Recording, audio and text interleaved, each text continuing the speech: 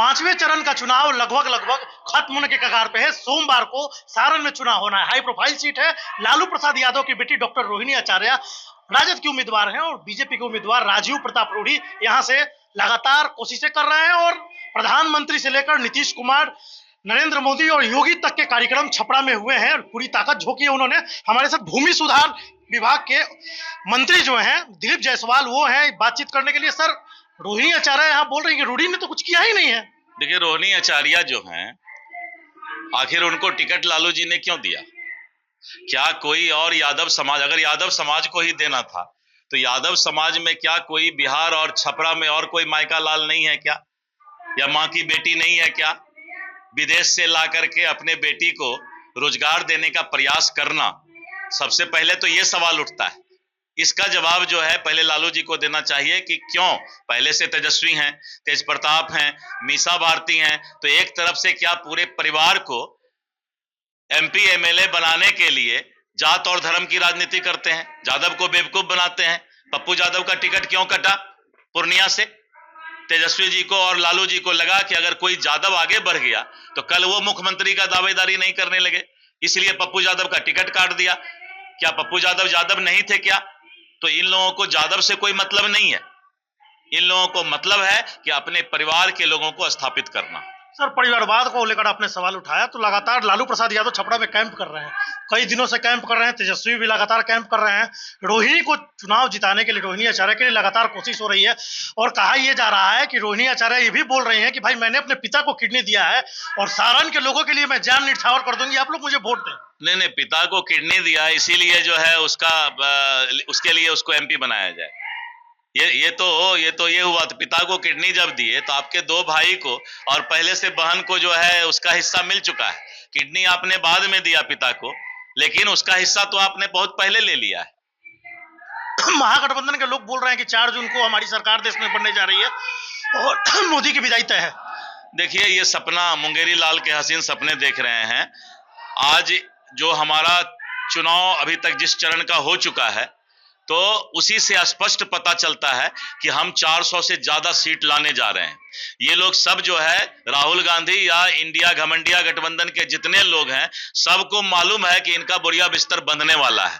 तो वही बूझता दीपक लौ ज्यादा जलता है, तो वही बातें वो कर। राजीव प्रताप रूढ़ी के लिए भी आपने लगातार कैंपेनिंग किया है, कई जगह घूमे हैं, किस तरह का माहौल है, क्या लगता है आपको? नहीं, देखिए, सभी लोग मोदी जी को तीसरी बार प्रधानमंत्री बनाना चाहते हैं और राजीव प्रताप रूढ़ी एक अच्छा इंसान है। उसने किसी का अपहरण नहीं किया है, उसने किसी को जो है केस में नहीं फंसाया है, वो किसी का बुरा नहीं करता है। तो राजीव प्रताप रूढ़ी एक अच्छे इंसान है और विकास की ओर ध्यान देते हैं।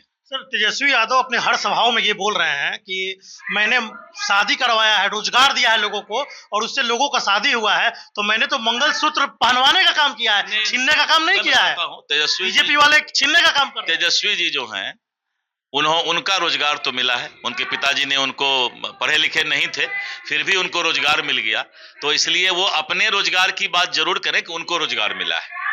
कांग्रेस के जो नेता हैं सर, वो लगातार कह रहे हैं कि भाई, मल्लिकार्जुन खड़गे कह रहे हैं कि भाई मोदी सरकार ने कुछ किया नहीं है। 10 सालों में लोग उनसे आजिज हो गए हैं, ऊब गए हैं और रोजगार पे ये लोग बात नहीं करते हैं, मुद्दे पे ये लोग बात नहीं करते हैं, बस ये लोग केवल जुमला देते हैं। यही कारण है कि जनता उनसे नफरत करती है, क्योंकि जनता देख रही है कि जब कोरोना काल में पूरा दुनिया की स्थिति खराब हो गई, उस समय मोदी जी ने यहाँ के 140 करोड़ लोगों को सशक्त करने का काम किया और उन्होंने चुनौती को अवसर में बदल दिया। इसीलिए अगर इस तरह की बातें घमंडिया गठबंधन करती है तो हमको लगता है कि वो आंख से अंधा हो चुका है और अंतिम विदाई है, तो अब रोशनी उसके पास रहा नहीं। सर, बिहार में क्या लगता है, 40 की 40 सीटों पे कितनी सीट बीजेपी जीत रही है? बिहार में 40 की 40 सीट हम लोग जीतेंगे। एनडीए गठबंधन 40 सीट जीतेगी। लालू यादव लगातार घूम रहे, कह रहे हैं कि संविधान खतरे में है, संविधान को लेकर लगातार सवाल उठा रहे हैं। वो संविधान की बात लालू जी को करने का हक इसलिए नहीं है कि वो सजा याफ्ता इंसान, तो जो सजा याफ्ता हैं, जिन पर की कोर्ट ने सजा सुनाया है और उनका जो है कॉग्निजेंस लेते हुए उनको सजा सुनाया गया था, तो जो आदमी खुद सजा याफ्ता हो वो संविधान की बात नहीं कर सकता। सर, लालू प्रसाद यादव लगातार कह रहे हैं मुस्लिमों को आरक्षण मिलना चाहिए। यही तो है कि जो दलित समाज है, जो पिछड़ा समाज है, जो अति पिछड़ा समाज है, उनका आरक्षण कम करके मुस्लिमों को आरक्षण क्यों मिलेगा? उनका अगर उनको आरक्षण, आप पिछड़ा, अति पिछड़ा और दलित के आरक्षण को आपने 4% काट करके जो है कर्नाटक में दे दिया, तो पिछड़ा, अति पिछड़ा और दलित के साथ, आदिवासी के साथ आप अन्याय कर रहे हैं, ये कभी भी भाजपा सहन नहीं करेगी। सर लगातार आप बिहार में कैंपेनिंग कर रहे हैं, कई जिलों में आप जा रहे हैं, कैंपेनिंग कर रहे हैं, किस तरह का माहौल है खासकर एनडीए को लेकर? मैंने देखा पूरे बिहार में मोदी जी के प्रति अगाध प्यार है और सभी लोग मोदी जी को चाहते हैं कि फिर से प्रधानमंत्री बने। और इंडिया गठबंधन के लोग जो बार बार ये बोल रहे हैं कि भाई 4 जून को मोदी की विदाई तय है, क्या लगता है आपको? यही बोलकर तो वो अपना मन खुश कर रहे हैं और लोगों को बेवकूफ बनाना चाहते हैं।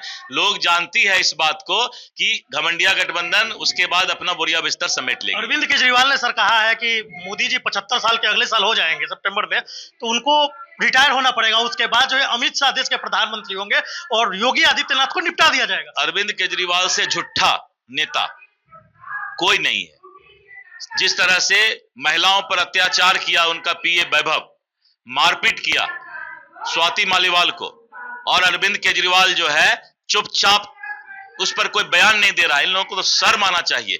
आने वाले समय में यही महिलाएं इनको सजा देंगी, देख लीजिएगा। ये हमारे साथ डॉक्टर दिलीप जायसवाल हैं, जो कि भूमि सुधार विभाग के मंत्री हैं, राजस्व एवं भूमि सुधार विभाग के मंत्री हैं और लगातार बिहार में घूम रहे हैं। आज राजीव प्रताप रूढ़ी के लिए सारण में कैंपेनिंग लगातार कर रहे हैं। 4 जून को तय होगा कि जनता जनादेश किसे देती है। आशुतोष नाथ, एबीपी न्यूज, सारण, छपरा, बिहार।